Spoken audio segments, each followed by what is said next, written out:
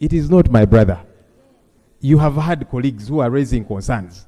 So that was your number one undoing. This process is not going well. That's why we are raising these concerns. Inadequate awareness. Honorable Speaker, the Electoral Commission put out a call in October last year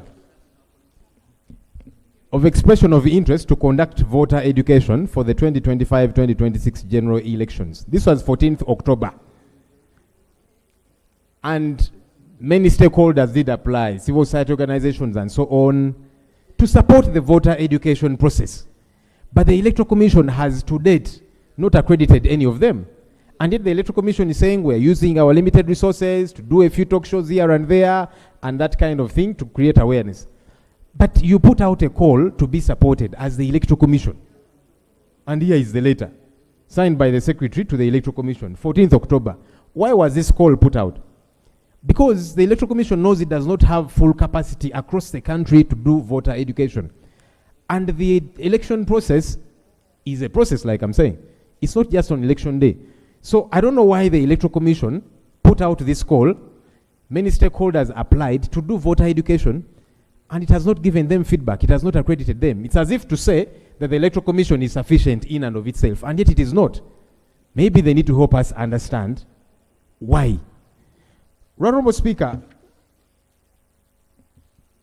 LCs, GSOs, DSOs, previously one of my concerns was, why are we having all of these? Maybe LC, yes, but now GSO, DSO, HISO, what role do they have in this? They are not known, by the way, by most people, and they also don't know most people, which is in contrast to an LC, because LCs, they know their people. Why are we bringing in all these people? And now they are bothering the population, asking them for money. 10,000 shillings, 20,000 shillings if you need a recommendation. And people cannot afford many of these, especially the young people. Somebody has just clocked 18, they're still in school, they're even looking for pocket money because they're going back to school. Now you, a DSO, a GSO, you are asking them to give you their pocket money so that you recommend them. It is not acceptable. Honorable Speaker, there's a lot of information asking. With your permission, I don't know, you will guide, sir. Information on Honorable Speaker, I'm looking at you, sir. Honorable colleagues, you know, you have very many statements which you want us to sort today. Okay? Yes, so please, just wait for my guidance. Let Lob finish. I want to give guidance. Yeah.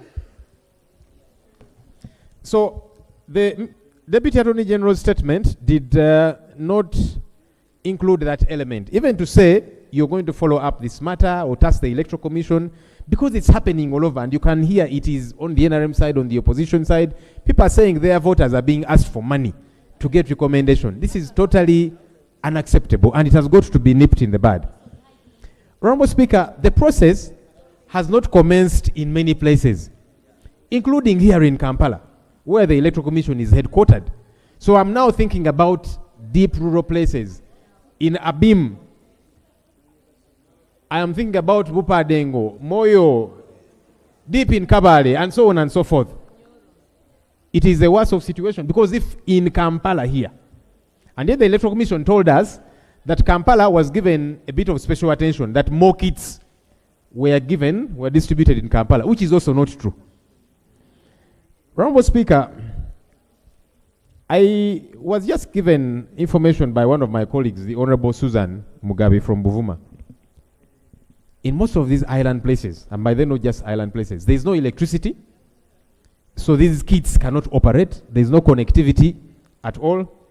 They are meant to print these forms, many forms. They don't even have where to print them from. But the Electoral Commission is saying the process is moving on smoothly. No, that is not true. Honorable Speaker, I think it's important that government concedes there is need for more time for this exercise, because we all want it. It's good for all of us, for our democracy. Let's increase the number of days, because there's been glitches. Up to date, many places, the exercise has not commenced. We need more time for this process to be a free and fair one. Honorable Speaker, for an election to be a free and fair election, it is not just on D-Day It begins with the process. When people feel they're being disenfranchised, the young people, you're locking them out because of all these different quandaries. That's not a free and fair election. Can we increase the time? And Honorable Speaker, I don't know what your guidance is going to be, but I would like to move a motion without notice under Rule 59 of our Rules of Procedure that Parliament urges government to extend the duration of the update of the voter registration process by maybe 2 months.